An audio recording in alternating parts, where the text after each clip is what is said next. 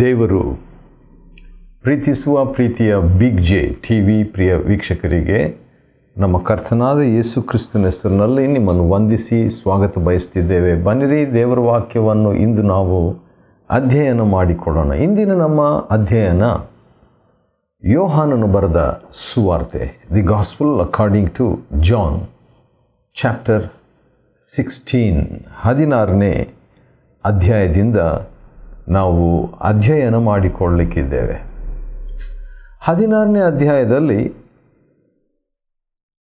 ಆತ್ಮಭರಿತ ಜೀವನದ 12 ಗುರುತುಗಳನ್ನು ನಾವು ನೋಡ್ಬೋದು. 12 marks of A spirit filled life.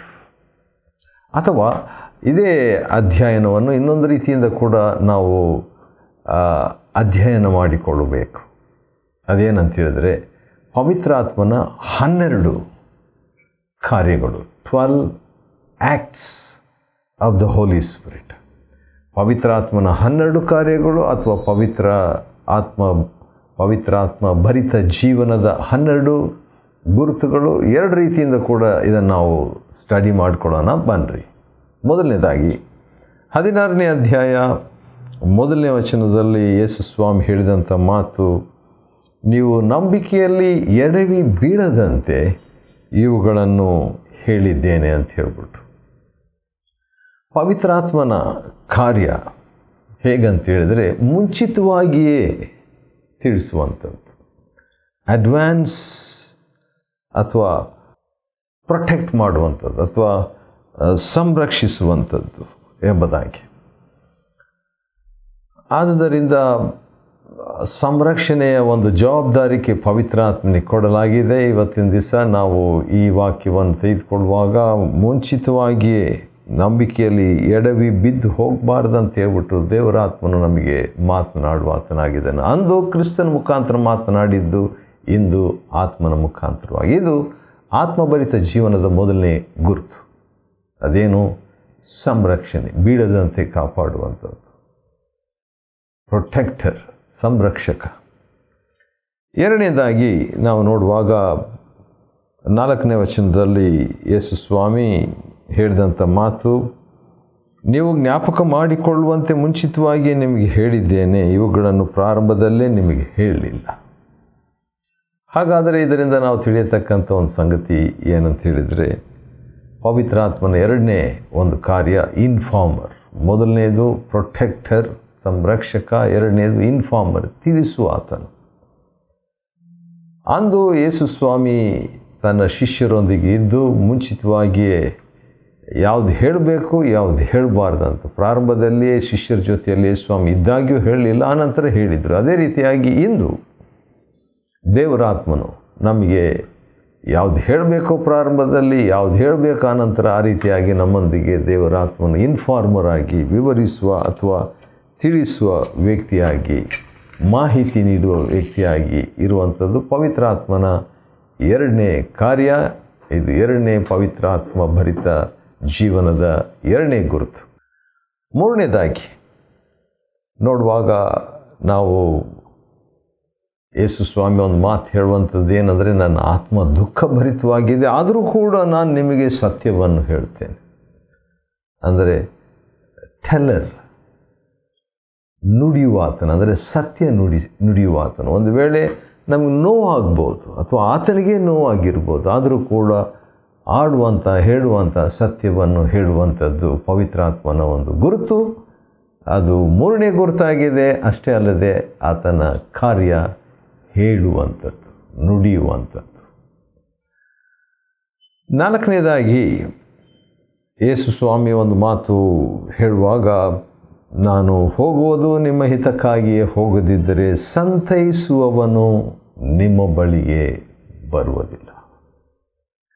ಹೌದು, ಪವಿತ್ರಾತ್ಮನ ಮತ್ತೊಂದು ಕಾರ್ಯ ಏನಂದರೆ ಸಂತೈಸುವುದು, ಕಂಫರ್ಟ್ ಮಾಡುವುದು, ಆಧರಣೆ ಮಾಡುವಂಥದ್ದು, ಸಂತೈಸುವಂಥದ್ದು. ಈ ದಿವಸಗಳಲ್ಲಿ ಅದು ಬಹಳವಾಗಿ ಬೇಕಾಗಿದೆ. ಯಾಕಂತ ಹೇಳಿದರೆ, ಪೌಲನು ತನ್ನ ಅನುಭವದ ಬಗ್ಗೆ ಮಾತನಾಡುವಾಗ ಒಂದು ಮಾತು ಹೇಳುವಂಥದ್ದನ್ನು ನಾವು ಗಮನಿಸಬಹುದು. ಅದೇನಂತ ಹೇಳಿದರೆ, ತಾನು ಸೇವೆಯಲ್ಲಿ ಮಾಡುವಾಗ ನೋಡುವಾಗ ಸ್ವಲ್ಪ ಸೇವೆಯಲ್ಲಿ ಬರುವಂಥದ್ದು ನಮಗೆ ಗೊತ್ತಿದೆ. ಅದೇನೆಂದರೆ ಹೆಚ್ಚು ಏರುಪೇರುಗಳು ಬರುವಂಥದ್ದು. ಆದರೂ ಕೂಡ ಪೌಲನ ಒಂದು ಮಾತು ಹೇಳುವಾಗ ನನಗೆ ಆಶ್ಚರ್ಯ ಅನಿಸ್ತು. ನೋಡೋಣ, ಕೊರಿಂಥ ಪತ್ರಿಕೆಗೆ ಪೌಲನು ಹೇಳುವಾಗ ಹೇಳಿದ ಒಂದು ಮಾತು ನನಗೆ ನೆನಪಿಗೆ ಬರುತ್ತಿದೆ. ಅದರಲ್ಲಿ 2 ಕೊರಿಂಥ 2ನೇ ಅಧ್ಯಾಯ, ನನ್ನ ಸಹೋದರನಾದ ತೀತನು ನನಗೆ ಅಲ್ಲಿ ಸಿಗದಿದ್ದ ಕಾರಣ ನನ್ನ ಆತ್ಮಕ್ಕೆ ವಿಶ್ರಾಂತಿ ಇರಲಿಲ್ಲ. ಅಂದರೆ 2 ಕೊರಿಂಥ 2:13 ಪ್ರಕಾರವಾಗಿ, ಕಷ್ಟಪಡುವವರೇ, ಹೊರೆ ಹೊತ್ತವರೇ ನೀವೆಲ್ಲರೂ ನನ್ನ ಬಳಿಗೆ ಬಂದರೆ ನಾನು ನಿಮ್ಗೆ ವಿಶ್ರಾಂತಿಯನ್ನು ಕೊಡ್ತೀನಿ ಅಂತ ಯೇಸು ಸ್ವಾಮಿ ಇರುವಾಗ, ಜೀವಿಸುವವನು ನಾನಲ್ಲ ಕ್ರಿಸ್ತನ್ ನನ್ನಲ್ಲಿ ಜೀವಿಸ್ತಾ ಇದ್ದಾನಂತ ಹೇಳ್ಬಿಟ್ಟು ಯೇಸು ಸ್ವಾಮಿಯನ್ನು ಪೌಲನ್ನು ಇಟ್ಕೊಂಡಿದ್ದಾಗ್ಯೂ ಕೂಡ ತೀತನು ಹೌದು, ಪವಿತ್ರಾತ್ಮನು ಕೆಲವೊಮ್ಮೆ ತೀತನ ಮುಖಾಂತರ, ಅಂದರೆ ನಮ್ಮ ಜೀವನದಲ್ಲಿ ತೀತನ ಸೇವೆ ಅಂತ ಹೇಳಿದರೆ ಆದರಣೆ ಸೇವೆ. ಕೆಲವರು ಆದರಣೆ ಸೇವೆಯನ್ನು ನೀಡುವಂಥವ್ರು ನಮ್ಮ ಜೀವನದಲ್ಲಿ ಇರಲೇಬೇಕು. ನನ್ನ ಜೀವನದಲ್ಲಿಯೂ ಕೆಲವರು ಇದ್ದಾರೆ. ಅವರು ಮಾತಾಡುವಾಗ ಆದರಣೆ ಪವಿತ್ರಾತ್ಮನೇ ಮಾತನಾಡಿದಂಥ ರೀತಿಯಲ್ಲಿ ಆದರಣೆ. ಭಾಳ ಜನರಂಥವ್ರು ಇಲ್ಲ ನನ್ನ ಜೀವನದಲ್ಲಿ, ಆದರೂ ಕೂಡ ಇರುವಂಥ ಸ್ವಲ್ಪ ಜನರಲ್ಲಿ ಅಂಥ ಒಂದು ಮಾತು. ಕೆಲವು ಸಾರಿ ಮಾತಾಡಿದರೆ ವಿಷಕಾರುವ ಮಾತುಗಳನ್ನು ಆಡುವಂಥ ವ್ಯಕ್ತಿಯಾಗಿ ನಾನಿದ್ದೆ. ಮಾತಾಡಿದರೆ ಒಂದು, ಅದರಲ್ಲಿ ಚೇಳು ಯಾವ ರೀತಿಯಾಗಿ ತನ್ನ ಕೊಂಡಿಯಿಂದ ತಾಕುವಂಥದ್ದು, ದಾಳಿ ಮಾಡ್ತದಲ್ಲ, ಆ ರೀತಿಯಾಗಿ ವಿಷಭರಿತ ಮಾತುಗಳು, ವಿಷಭರಿತ ಹೇಳಿಕೆಗಳು, ವಿಷಭರಿತ ಸಂದೇಶಗಳು, ವಿಷಭರಿತ ಪ್ರಾರ್ಥನೆಗಳು ಕೂಡ ಕೆಲವು ಸಾರಿ ಯಾವ ರೀತಿಯಾಗಿ ಹಳೆ ಒಡಂಬಡಿಕೆಯಲ್ಲಿ ಕೆಲವು ಪ್ರಾರ್ಥನೆಗಳು, ಸ್ವಾಮಿ ಅವರ ಹಲ್ಲನ್ನು ಮುರಿ ಎಂಬುದಾಗಿ ಕೆಲವರು ಮಾಡ್ತಾರಲ್ಲ, ಒಬ್ಬರು ಇಬ್ಬರು, ಆ ರೀತಿಯಾಗಿ. ಆದರೆ ಪವಿತ್ರಾತ್ಮನಿಗೆ ಹತ್ತಿರ ಬಂದಾಗಲ್ಲ ಸಂತೈಸುವ ಮಾತುಗಳು. ಹೌದು, ಅದು ಪವಿತ್ರಾತ್ಮನ 4ನೇ ಒಂದು ಕಾರ್ಯ. ಕಂಫರ್ಟರ್ ಮತ್ತು ಪವಿತ್ರಾತ್ಮ ಭರಿತವಾದ ವ್ಯಕ್ತಿ ಕೂಡ ಏನು ಮಾಡ್ತಾರೆ? ಆದರಣೆ ನೀಡುವವರಾಗಿರ್ತಾರೆ. 5ನೇದಾಗಿ ಪವಿತ್ರಾತ್ಮನ ಒಂದು ವಿಶೇಷ ಸೇವೆ 8ನೇ ವಚನದಲ್ಲಿ ಇದೆ. ಅದೇನಂತ ಹೇಳಿದರೆ, ಪವಿತ್ರಾತ್ಮನು ಪಾಪ, ನೀತಿ, ನ್ಯಾಯ ತೀರುವಿಕೆ ಇವುಗಳ ವಿಷಯದಲ್ಲಿ ಅರುಹನ್ನು ಹುಟ್ಟಿಸುವಂಥದ್ದು ಅಥವಾ ಮನವರಿಕೆಯನ್ನು ಹುಟ್ಟಿಸುವಂಥದ್ದು. ಮನವರಿಕೆ, ಪವಿತ್ರಾತ್ಮನ ಕಾರ್ಯ ಮನವರಿಕೆಯನ್ನು ಉಂಟು ಮಾಡುವಾತನು. ಕನ್ವಿಕ್ಟರ್, ಅದು ಮುಖ್ಯವಾಗಿ 3 ವಿಷಯಗಳಲ್ಲಿ: ಪಾಪ, ನೀತಿ, ನ್ಯಾಯ ತೀರ್ಪು. ಪಾಪ, ನೀತಿ, ನ್ಯಾಯ ತೀರ್ಪು ಇವೆಲ್ಲ ಭಾಳ ಇಂಪಾರ್ಟೆಂಟ್ ಸಬ್ಜೆಕ್ಟ್ಸ್. ಆದರೆ ಪವಿತ್ರಾತ್ಮ ಭರಿತನಾದ ವ್ಯಕ್ತಿ ಕೂಡ ಪವಿತ್ರಾತ್ಮ ಭರಿತನಾದಾಗ ಪಾಪದ ಬಗ್ಗೆ ಹೌದು, ನೀತಿ ಬಗ್ಗೆ ಹೌದು, ನ್ಯಾಯ ತೀರುವಿಕೆ ಬಗ್ಗೆ ಮಾತನಾಡುವಂಥದ್ದು ಅಗತ್ಯ.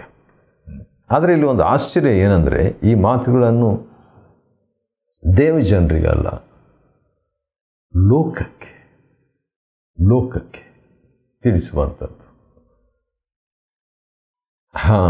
ಯಾಕೆ ಪಾಪದ ಬಗ್ಗೆ ಅಂತೇಳಿದ್ರೆ, ನಂಬದೇ ಇರುವುದರಿಂದ ಪಾಪದ ಬಗ್ಗೆ. ಯಾಕೆ ಅದು 9ನೇ ವಚನದಲ್ಲಿದೆ, 16ನೇ ಅಧ್ಯಾಯ 9ನೇ ವಚನದಲ್ಲಿ ನಂಬದೇ ಇರುವುದರಿಂದ ಪಾಪದ ಬಗ್ಗೆ ಮಾತನಾಡುವಂಥದ್ದು. ಮತ್ತು ಅದೇ ರೀತಿಯಾಗಿ ಹೌದು, ನೋಡದ ಕಾರಣದಿಂದ ಇನ್ನೊಂದು ವಿಷಯದ ಬಗ್ಗೆ ಮಾತನಾಡುವಂಥದ್ದು. ಏನಂದರೆ, ನ್ಯಾಯ ತೀರ್ಪಿನ ಬಗ್ಗೆ 10ನೇ ವಚನದಲ್ಲಿ, ಅಥವಾ ನೀತಿಯ ಬಗ್ಗೆ. ಒಂದು ಪಾಪದ ಬಗ್ಗೆ, 2ನೇದು ನೀತಿಯ ಬಗ್ಗೆ, 3ನೇದು ನ್ಯಾಯ ತೀರ್ಪು. ನನ್ನನ್ನು ಎಂದಿಗೂ ನೋಡದ ಕಾರಣದಿಂದ ನೀತಿಯ ವಿಷಯದಲ್ಲಿ ಪವಿತ್ರಾತ್ಮನು.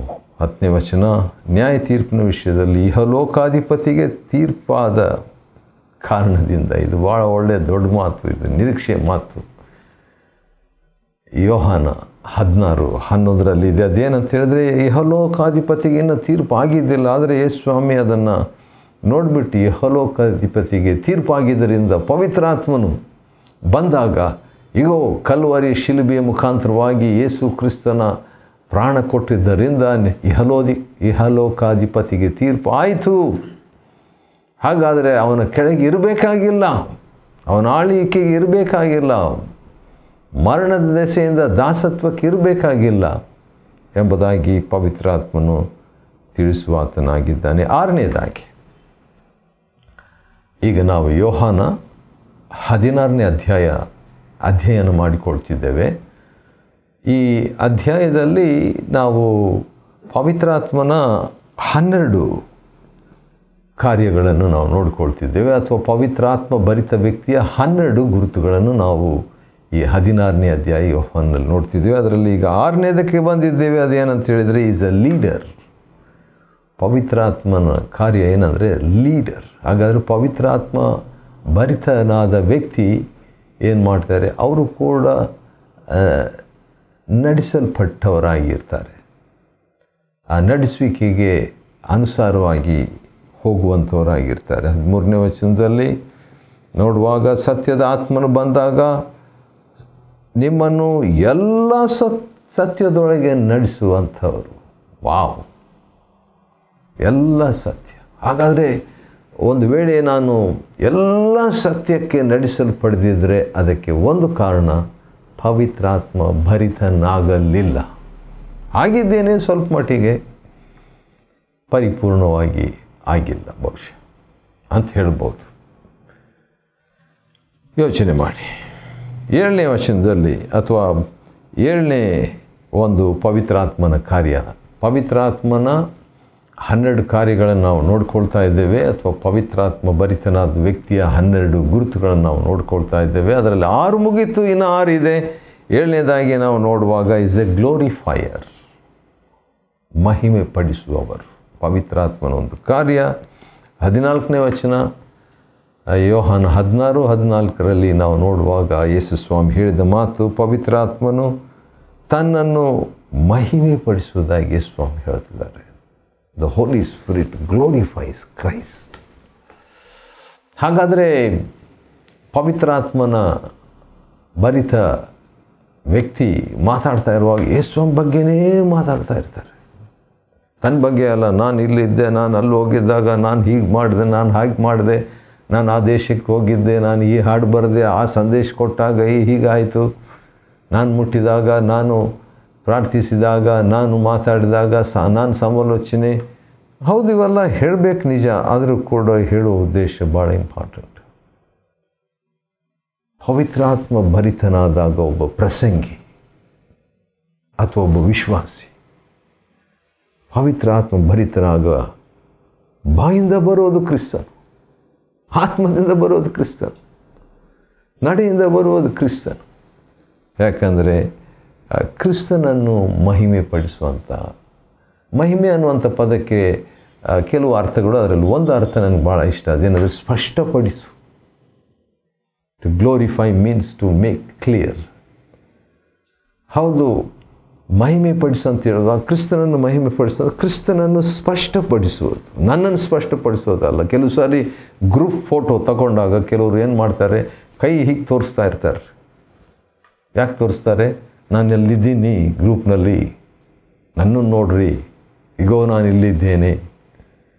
ಕೆಲವರು ಹೀಗೆ ಬೇರೆ ಬೇರೆ ಚಿಹ್ನೆಗಳನ್ನು ಮಾಡ್ತಾರೆ. ಕೆಲವರು ಫೋಟೋದಲ್ಲಿ ಕೊನೆಗೆ ನಿಂತ್ಕೊಳ್ಳಿಕ್ಕೆ, ಲಾಸ್ಟ್ ನಿಂತ್ಕೊಳ್ಳಿಕ್ಕೆ ಅಥವಾ ಫಸ್ಟ್ ನಿಂತ್ಕೊಳ್ಳಿಕ್ಕೆ ನೋಡ್ತಾರೆ, ಯಾಕೆ ಭಾಳ ಸ್ಪಷ್ಟವಾಗಿ ಬರ್ತಾರೆ. ಕೆಲವರೆಲ್ಲ ತಲೆ ಕೆಲವು ಸರಿ ಕಾಣೋದೇ ಇಲ್ಲ, ಅರ್ಧ ಕಾಣ್ತಾ ಇರ್ತೈತೆ. ಆ ರೀತಿ ಎಲ್ಲ ಆಗಬಾರ್ದು ಅಂತ ಹೇಳ್ಬಿಟ್ಟು. ಸರಿ, ಇಲ್ಲಿ ಸ್ಪಷ್ಟಪಡಿಸೋದು, ಫೋಕಸ್ ಮಾಡುವಂಥದ್ದು, ಅದೇ ಮಹಿಮೆ ಪಡಿಸೋದು ಅಂತ ಅರ್ಥ. 8ನೇದಾಗಿ ಮಹಿಮೆ ಪಡಿಸುವಂಥದ್ದು ಪವಿತ್ರಾತ್ಮನ ಕೆಲಸಗಳಲ್ಲಿ, ಕಾರ್ಯಗಳಲ್ಲಿ ಒಂದಾಗಿರ್ತದೆ. ಪವಿತ್ರಾತ್ಮ ಭರಿತನಾದ ವ್ಯಕ್ತಿ ಕೂಡ ಯೇಸು ಸ್ವಾಮಿಯನ್ನು ಮಹಿಮೆ ಪಡಿಸಬೇಕು. 8ನೇದಾಗಿ ನೋಡುವಾಗ ಪವಿತ್ರಾತ್ಮನು ಈಸ್ ಎ ರಿವೀಲರ್, ಪ್ರಕಟಿಸುವ ಆತನು. ಪವಿತ್ರಾತ್ಮ ಕಾರ್ಯಗಳಲ್ಲಿ ಒಂದು ಏನಂತ ಹೇಳಿದರೆ 15ನೇ ವಚನ, ತಂದೆಗೆ ಇರುವುದೆಲ್ಲವೂ ನನ್ನದೇ ಅಂತೇಳಿ, ಆದ್ದರಿಂದ ನನ್ನದರೊಳಗಿಂದ ಪವಿತ್ರಾತ್ಮನು ತೆಗೆದುಕೊಂಡು ನಿಮಗೆ ಪ್ರಕಟಿಸುವರು. ಪವಿತ್ರಾತ್ಮನ ಕಾರ್ಯ ಏನಂದರೆ ಯೇಸು ಸ್ವಾಮಿ ಹತ್ರ ಇರುವಂಥ ನಿಕ್ಷೇಪವನ್ನು, ಆ ಸ್ವಭಾವವನ್ನು, ಆ ಫಲವನ್ನು, ಆ ಸೇವೆಯನ್ನು, ಆ ಆತ್ಮವನ್ನು ನಮಗೆ ಪ್ರಕಟಿಸುವಂಥದ್ದು, ರಿವೀಲ್. ಯೇಸುವನ್ನು ಮಹಿಮೆ ಪಡಿಸುವುದಲ್ಲದೆ ಆತನಲ್ಲಿ ಇದ್ದದ್ದನ್ನು ತೆಗೆದುಕೊಂಡು ಪ್ರಕಟಿಸುವಂಥದ್ದು ಕೂಡ. ವಾವ್, ಎಂಥ ಕೆಲಸ ಇದು, ಪವಿತ್ರಾತ್ಮನ ಕೆಲಸ, ಗ್ರೇಟ್.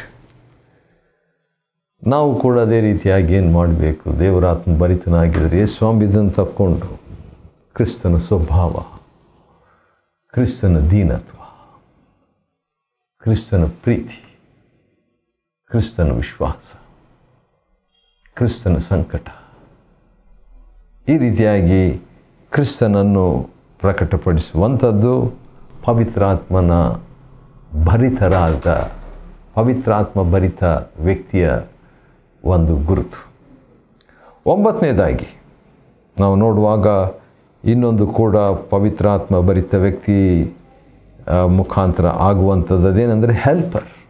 ಪವಿತ್ರಾತ್ಮನ ಮಾಡುವಂಥ ಒಂದು ಕೆಲಸ. 23ನೇ ವಚನದಲ್ಲಿ, ನೀವು ನನ್ನ ಹೆಸರಿನಲ್ಲಿ ತಂದೆಯನ್ನು ಏನು ಕೇಳಿಕೊಂಡ್ರು ಅವರು ನಿಮಗೆ ಮಾಡ್ತಾರೆ ಅಂತ ಹೇಳಿಬಿಟ್ಟು ನೋಡುವಾಗ, ಹೌದು, ಅಲ್ಲಿ ಏನು ಕೇಳಿಕೊಂಡ್ರು ಕೊಡ್ತಾರೆ ಅಂತ ಹೇಳುವಾಗ, ಹೌದು, ಪವಿತ್ರ ಆತ್ಮನು ಸಹಾಯ ಮಾಡ್ತಾರೆ. ಪ್ರಾರ್ಥನೆ ಮಾಡುವಾಗ ಪ್ರಾರ್ಥನೆ ಒಂದು ಹೆಲ್ಪ್ ಇದ್ದ ಹಾಗೆ.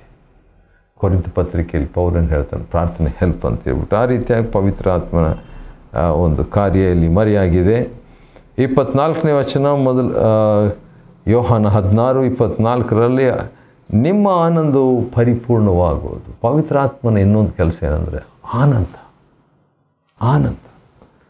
ಆನಂದ ಭರಿತವಾಗಿ ಇರುವಂತೆ ಮಾಡುವಂಥ ಒಂದು ಕೆಲಸ ಪವಿತ್ರಾತ್ಮನ ಒಂದು ಕಾರ್ಯವಾಗಿದೆ. ಈ ಬಗ್ಗೆ ಪೌಲನು ಭಾಳ ಸ್ಪಷ್ಟವಾಗಿ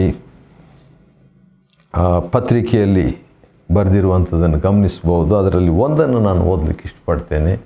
ರೋಮ 14:17ರಲ್ಲಿ ಪವಿತ್ರ ಆತ್ಮನಲ್ಲಿರುವ ಆನಂದ. 10ನೇದಾಗಿ ಆನಂದ, 11ನೇದಾಗಿ ಪ್ರೀತಿಸುವ ಆತನು, ಈಸ್ ಎ ಲವರ್. ಯಾಕಂದರೆ 27ನೇ ವಚನದಲ್ಲಿ, ನೀವು ನನ್ನನ್ನು ಪ್ರೀತಿಸಿ ನಾನು ದೇವರಿಂದ ಹೊರಟು ಬಂದವನೆಂದು ನಂಬಿದ್ದರಿಂದ ತಂದೆ ತಾವೇ ನಿಮ್ಮನ್ನು ಪ್ರೀತಿಸ್ತಾರೆ. ಪವಿತ್ರ ಆತ್ಮನ ಮೂಲಕವಾಗಿ ತಂದೆಯ ಪ್ರೀತಿ ಪ್ರಕಟವಾಗ್ತದೆ. ಆಶ್ಚರ್ಯ ಅಲ್ಲವೇ? ಕೊನೆಯದಾಗಿ ಪವಿತ್ರಾತ್ಮನ 12 ಕಾರ್ಯಗಳು ಅಥವಾ ಪವಿತ್ರಾತ್ಮ ಭರಿತ ವ್ಯಕ್ತಿಯ 12 ಗುರುತುಗಳು. ಪ್ರೀತಿಸುವಂಥದ್ದು ಒಂದು ಗುರುತು, ಆನಂದ ಇನ್ನೊಂದು ಗುರುತು, ಸಹಾಯ ಮಾಡುವಂಥದ್ದು ಒಂದು ಗುರುತು. ಕೊನೆಯದಾಗಿ ನೋಡುವಾಗ ಉತ್ತೇಜನ ಮಾಡುವುದು, ನೀಡುವುದು, ಎನ್ಕರೇಜರ್. ಯಾವ ರೀತಿಯಾಗಿ ಎನ್ಕರೇಜ್ ಮಾಡ್ತಾರೆ? 16ನೇ ಅಧ್ಯಾಯ ಯೋಹಾನ 33ನೇ ವಚನದಲ್ಲಿ, ನನ್ನಲ್ಲಿ ನಿಮಗೆ ಸಮಾಧಾನ ಇರುವಂತೆ ಇವುಗಳನ್ನು ನಿಮ್ಮೊಂದಿಗೆ ಮಾತನಾಡಿದ್ದೇನೆ. ಹೌದು, ಧೈರ್ಯವಾಗಿರಿ, ಲೋಕವನ್ನು ಜಯಿಸಿದ್ದೇನೆ. ಹಾಗಾದರೆ ಇದೆಲ್ಲ ಏನು ಮಾತುಗಳು? ಎನ್ಕರೇಜ್.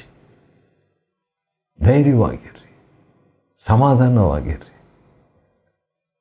ಹೌದು, ಬೇರೆಯವ್ರಿಗೆ ಸಮಾಧಾನ ಇರುವಂಥ ರೀತಿಯಲ್ಲಿ ನಾನು ಮಾತಾಡಬೇಕು. ಆದರೆ ಇತ್ತೀಚೆಗೆ ನನ್ನ ಬಗ್ಗೆ ನೋಡುವಾಗ ಅಸಮಾಧಾನ ಇರುವಂತೆ ನಾನು ಮಾತಾಡಿದ್ದೇನೆ, ಅದಕ್ಕಾಗಿ ಪಶ್ಚಾತ್ತಾಪಪಟ್ಟಿದ್ದೇನೆ. ನಾವು ಕೂಡ ಆ ರೀತಿಯಾಗಿ ಸಮಾಧಾನ ಇರುವಂಥ ರೀತಿಯಲ್ಲಿ ಮಾತನಾಡೋಣ. ಯೋಹಾನ 16ನೇ ಅಧ್ಯಾಯ, ಅದರಲ್ಲಿ ನಾವು ಪವಿತ್ರಾತ್ಮನ 12 ಕಾರ್ಯಗಳು ಅಥವಾ ಪವಿತ್ರಾತ್ಮ ಭರಿತನಾದ ವ್ಯಕ್ತಿಯ 12 ಗುರುತುಗಳನ್ನು ಅಧ್ಯಯನ ಮಾಡಿಕೊಳ್ಳುವಂತೆ ದೇವರು ಕೊಟ್ಟ ಕೃಪೆಗಾಗಿ ಆತನಿಗೆ ಸ್ತೋತ್ರವಾಗಲಿ. ದೇವರು ನಿಮ್ಮನ್ನು ಆಶೀರ್ವದಿಸಲಿ.